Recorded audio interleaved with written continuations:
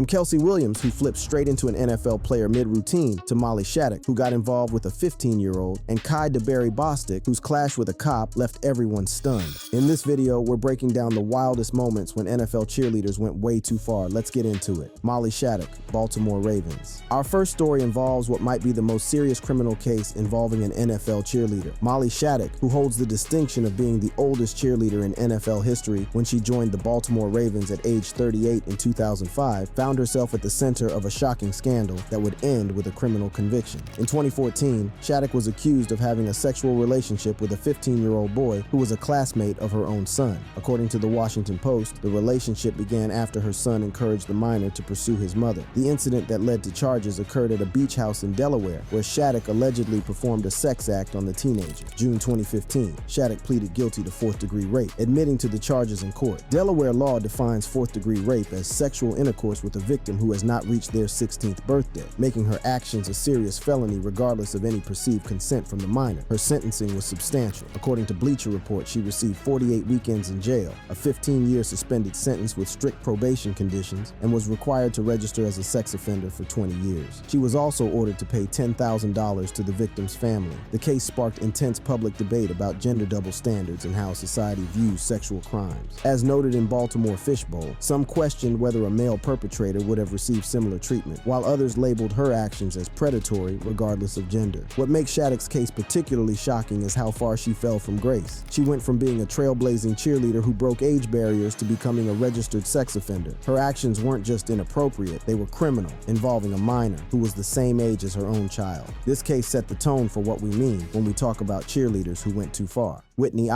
Dallas Cowboys. While Molly Shadic's crimes were clearly beyond the pale, our next cheerleader found herself in controversy over something that revealed troubling attitudes about race and cultural sensitivity. Whitney, a Dallas Cowboys cheerleader, created a firestorm in 2009 when photos surfaced of her Halloween costume choice. Isleb decided to dress as rapper Lil Wayne for a private Halloween party, but her interpretation included wearing blackface, a historically racist practice that has been widely condemned for perpetuating harmful stereotypes about black people. According to the New York Daily News, photos of Isleb in blackface were initially posted on Facebook before being leaked to sports blogs like Deadspin, where they quickly went viral. The images showed her with darkened skin, attempting to mimic the rapper's appearance. The reaction was swift and polarized. Many people called her out for blatant racial insensitivity, especially from someone representing America's team. The historical context of blackface dating back to 19th century minstrel shows that mocked and dehumanized black people made her costume choice particularly offensive to many observers. However, the response wasn't universally negative. As reported by CBS News, some fans defended her, arguing it was just innocent Halloween fun and that she meant no harm. This division in public opinion highlighted ongoing cultural tensions about racial sensitivity and what constitutes acceptable behavior. Critics, including After Ellen, called it a cultural crime and pointed out that claiming ignorance about the offensive nature of blackface was increasingly untenable in 2009. The incident was particularly damaging for the Cowboys organization, with reports suggesting it was a sucker punch to the team's carefully cultivated image. What's notable about Isleb's case is that there's no clear record of formal disciplinary action from the Cowboys organization. According to Making the Team Wiki, the team faced scrutiny but appeared to weather the storm without taking visible action against her. Isleb's blackface costume represents a different kind of going too far than criminal behavior, but it reveals problematic attitudes that many found deeply offensive. Next, Angela Keithley and Renee,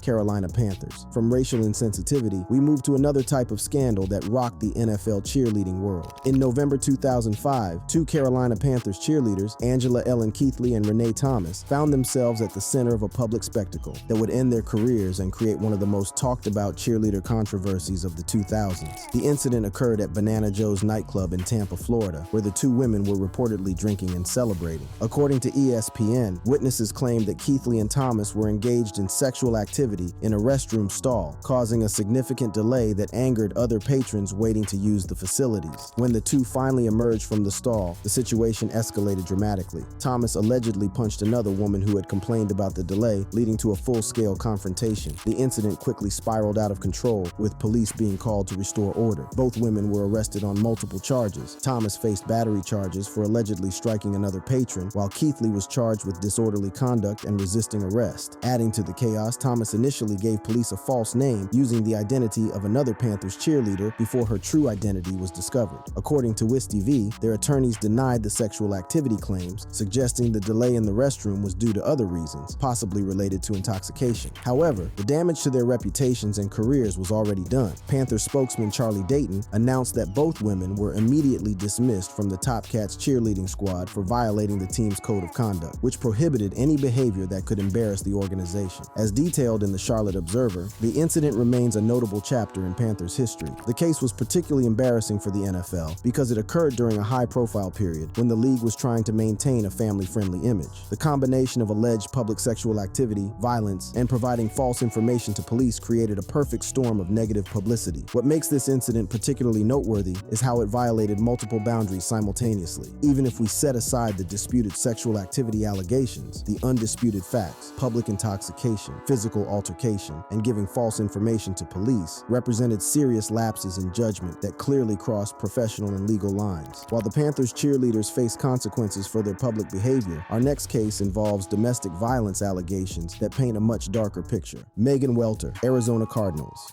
Megan Welter, an Iraq War veteran who became an Arizona Cardinals cheerleader in 2013, found herself in serious legal trouble when her personal life exploded into public view. Welter's story initially seemed inspiring. A decorated military veteran who had served in Iraq, leading a signal unit, and then pursuing her dream of becoming an NFL cheerleader. The Cardinals had even featured her in promotional materials, highlighting her unique background as both a soldier and a performer. But on July 20th, 2013, that inspiring narrative took a dark turn. According to ABC News, Welter was arrested for aggravated assault, disorderly conduct, and criminal damage following a domestic dispute with her boyfriend, Ryan McMahon, a professional fighter. The incident began when Welter called 911, claiming that McMahon had attacked her. She told police that he smashed her head into the tile and put her in a chokehold. However, when officers arrived at the scene, they discovered video evidence on McMahon's cell phone that told a very different story.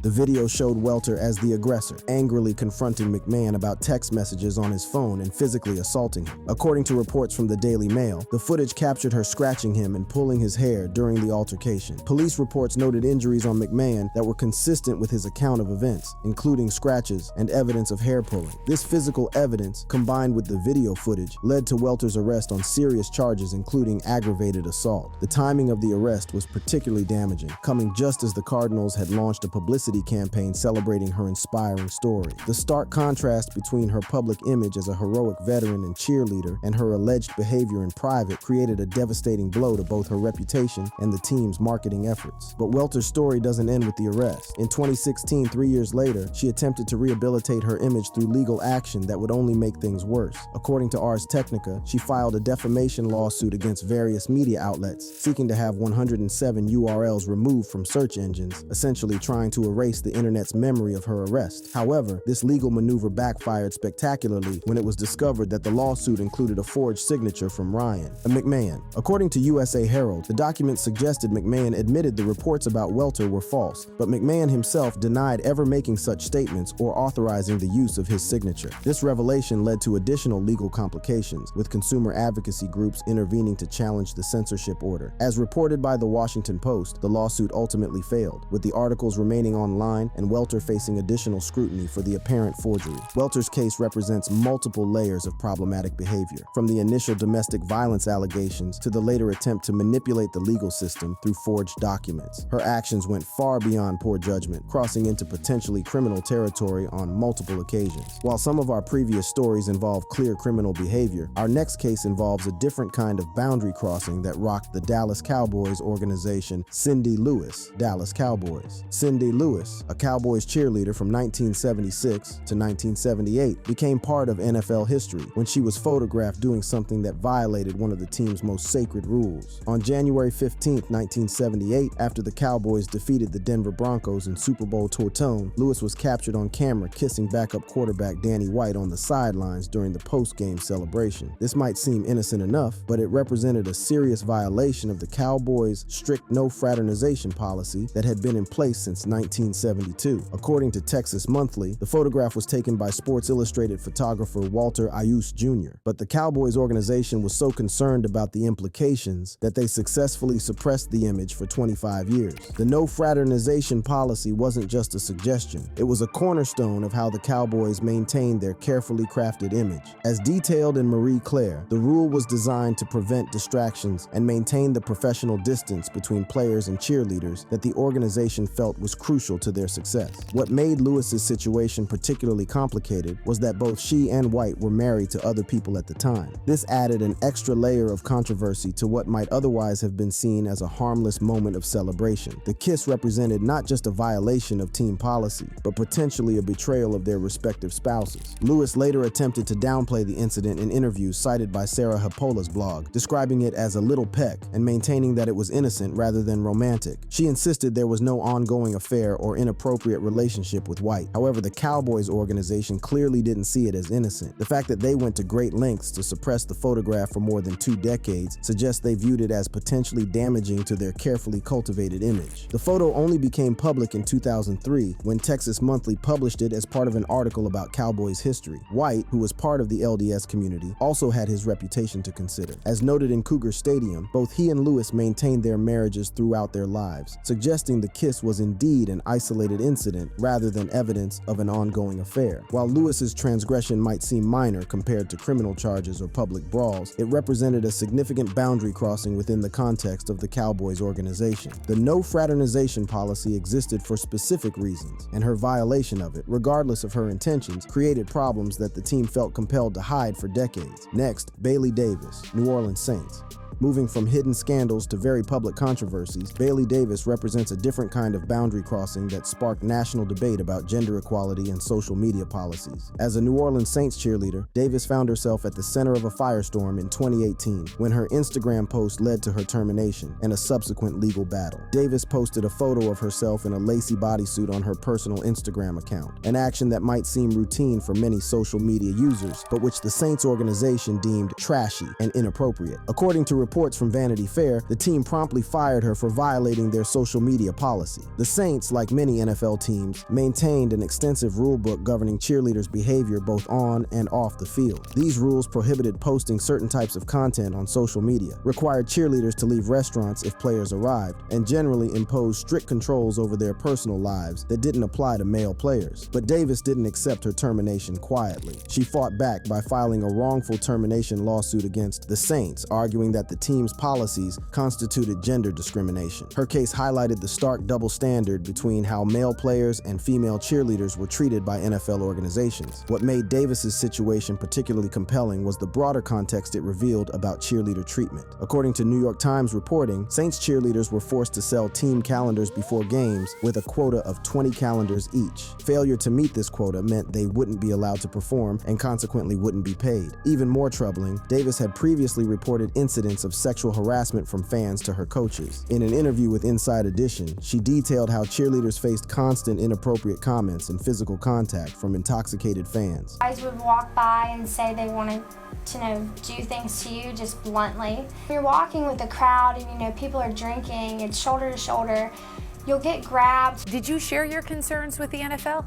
I shared them with a coach, obviously, when I came back in and I was crying, and she just said, you need to toughen up. When she brought these concerns to team leadership, she was told to toughen up rather than receiving support or protection. This cavalier attitude toward harassment made her eventual termination over a social media post seem particularly hypocritical. Davis's case went beyond personal grievance to become a symbol of broader inequities in how NFL teams treat their female employees. While male players regularly post provocative content on social media without consequence, cheerleaders face termination for far less suggestive material. The strict restaurant rules were particularly absurd. Cheerleaders had to monitor where players were dining and leave immediately if any player entered their establishment. This level of control over personal time and movement would be unthinkable for any other category of employee. Davis's willingness to challenge these policies publicly made her a lightning rod for criticism from those who believe she should have simply followed the rules, regardless of how unfair they might be. But her legal action also inspired other cheerleaders to speak up about similar treatment across the league. league, while Davis's transgression was relatively minor, posting a photo that millions of people share daily on social media. Her decision to fight back against what she saw as discriminatory treatment created a major controversy that forced the NFL to examine its policies toward cheerleaders. Our next case is on a lighter note. Kelsey Williams, Auburn University.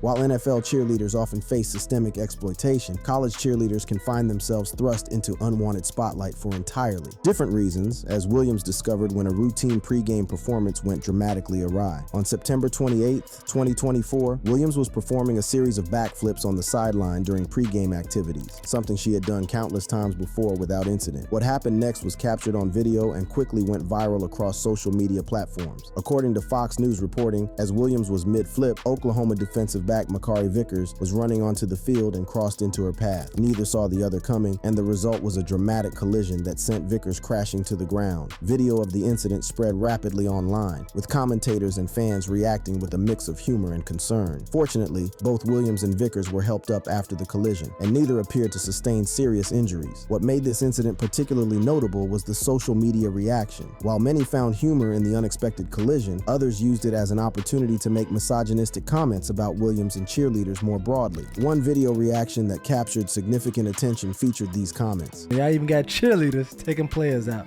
I understand when you flip, I don't know how to backflip, like if I'm not on the trampoline. But where your awareness? But yeah, where your antennas at? Like, where is your, like, hold on, surrounding areas? Like, what is, you know what I'm saying? Yeah. Like, damn, bro, like, you're just gonna keep flipping and you don't see a motherfucker running past you. right beside you. I know you ain't got your eyes closed, cause shit, you gotta still flip straight. This commentary reveals an unfortunate double standard. While the collision was clearly accidental on both sides, much of the criticism was directed solely at Williams, with little acknowledgement that Vickers could have been more aware of his surroundings. Williams' experience illustrates how cheerleaders at all levels can find themselves defined by viral moments entirely beyond their control. Despite years of training and countless successful performances, a single mishap became her most viewed moment, subjecting her to scrutiny and criticism from thousands of strangers online. While this incident didn't involve exploitation in the traditional sense, it highlights another challenge cheerleaders face: the potential for intense public scrutiny and judgment based on isolated incidents rather than their overall skill and dedication to their craft. Kelsey Williams' viral moment serves as a reminder of the unique challenges cheerleaders face in an era of social media, where a split-second mishap can follow someone throughout their career, potentially affecting their reputation and future opportunities. Still, Williams' viral moment showed how cheerleaders can become accidental lightning rods online, something Simonowski experienced in a more painful, literal sense on the Dallas sideline. Simonowski, Dallas Cowboys. Our eighth story brings us back to the Dallas Cowboys, where cheerleader Simonowski found herself in an unexpected spotlight after a painful on-field incident. On January 5th, 2025, during a game between the Dallas Cowboys and Washington Commanders, Simonowski was performing her regular sideline duties when disaster struck, literally. According to People magazine, Cowboys kicker Brandon Aubrey was practicing kicks on the sideline when one of his balls went off course, striking Simonowski in the back of the head. Brandon Aubrey, again with the penalty, the ball was spotted at the 50, and he's still going to boot it out of bounds. They're going to somehow give great field position at the 40-yard line to Washington here. The impact was significant enough to knock her to the ground, creating a moment of concern for spectators and teammates alike. Medical staff quickly attended to Simonowski, who was visibly shaken by the unexpected blow. While this incident was certainly accidental, Aubrey had no intention of hitting a cheerleader with his practice kick. It highlights the physical risks cheerleaders face simply by virtue of their proximity to the game. Football is an inherently physical sport, with fast-moving projectiles and large athletes in motion, and cheerleaders perform their routines with minimal protective equipment just feet away from these hazards. What made Simonowski's story notable was her reaction after the incident. Rather than making a public complaint or seeking attention, she later posted on Instagram that she was fine, adopting the motto, "Cry now, laugh later." This stoic response exemplifies the attitude that cheerleaders are often expected to maintain, putting on a brave face and continuing to perform despite discomfort or even injury. This incident, while seemingly minor, connects to a broader pattern we've seen throughout our stories: the normalization of physical risk and discomfort for cheerleaders cheerleaders as simply part of the job. From concussions during stunts to being hit by equipment, cheerleaders routinely face physical hazards that would prompt safety reviews in many other professions. Simonowski's professionalism in handling the incident earned her praise from fans and fellow cheerleaders alike. However, it's worth questioning whether any employee should be expected to casually brush off being struck in the head with a football as just another day at work. The incident also raises questions about sideline safety protocols. While players have extensive protective equipment and clearly defined spaces, cheerleaders operate in more ambiguous territory, often sharing sideline space with players, coaches, and media personnel. Now, for a bit of a curveball, not a game day accident or policy issue, but a wild off-field moment involving a former cheerleader and a street festival gone wrong. KaiDee Bostic, former college cheerleader. Our ninth story involves KaiDee Bostic, a 28-year-old former cheerleader from Bowie State University, whose actions on May 11, 2025, landed her in serious legal trouble. According to the Daily Caller, DeBerry Bostic was attempting to get to work when she encountered a street festival that had closed off several roads in Laurel, Maryland. Rather than finding an alternate route, DeBerry Bostic allegedly took matters into her own hands in a way that shocked onlookers and law enforcement alike. Body cam footage from the incident showed DeBerry Bostic ripping away caution tape that had been placed to block off the festival area. When a police officer approached her vehicle and instructed her to stop, she allegedly ignored these commands and continued driving directly into the officer. The situation escalated quickly as DeBerry Bostic's car struck the officer, nearly hitting pedestrians in the process. This wasn't a minor tap or accidental contact. The officer was physically impacted by the vehicle with enough force to prompt assault charges. While DeBerry Bostic was no longer actively cheerleading at the time of this incident, her background as a former college cheerleader became a focal point in media coverage.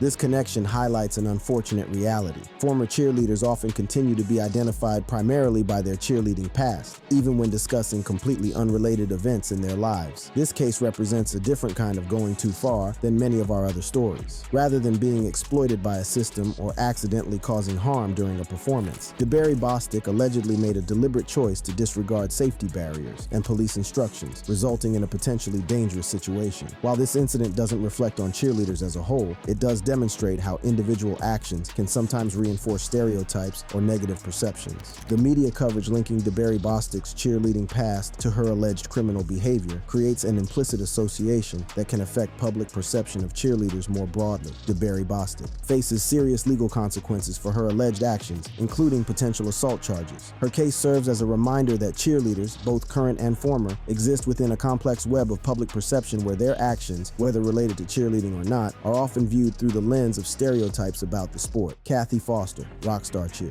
Our final story takes us to Rockstar Cheer in Greenville, South Carolina, where Keithley Foster, wife of founder Scott Foster and co-owner of the cheerleading empire, found herself at the center of one of the most disturbing scandals in cheerleading history. While not directly involving NFL cheerleaders, the Rockstar Cheer scandal and Keithley Foster's role in it have significant implications for cheerleading at all levels, including how we understand the systems that enable exploitation within the sport. In August 2022, Scott Foster, the owner and founder of Rockstar Cheer, died by suicide after learning he was under investigation by the Department of Homeland Security. According to attorneys Justin Lovely and Amy Lawrence in the Carolina Justice Report, the investigation centered on allegations of sexual abuse of underage athletes and human trafficking.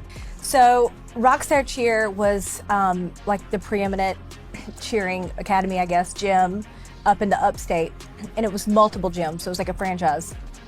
And we got word that like at the end of August, only 23rd, 24th, that Scott Foster, the owner of that gym, had killed himself, self-inflicted gunshot wound. Found him in a forest, a state park, and they ruled it a suicide. Mm-hmm. And along with that came word that he was being investigated by the FBI for human trafficking and sexual assault. Wow. Of children. What followed was a wave of lawsuits that not only named Scott Foster posthumously, but also implicated Keithley Foster as a defendant. As co-owner of Rockstar Cheer, plaintiffs alleged that she either knew or should have known about the abuse taking place within the gym that she helped run. The lawsuits claimed that Keithley Foster, along with her husband, had created an environment where young athletes were vulnerable to exploitation. According to court documents, the Fosters allegedly facilitated a system where children were provided with alcohol and drugs, making them more susceptible to sexual abuse abuse by coaches, including Scott Foster himself. What makes Kathy Foster's case particularly significant is that it challenges the notion that exploitation in cheerleading is solely the result of individual bad actors. As attorney Justin Lovely explained when discussing the lawsuit, upon information and belief, according to this complaint, at all times relevant, defendants Varsity Spirit, Bain Capital, and USASF established a competitive environment soliciting young athletes to cross state lines with minimal parental or adult supervision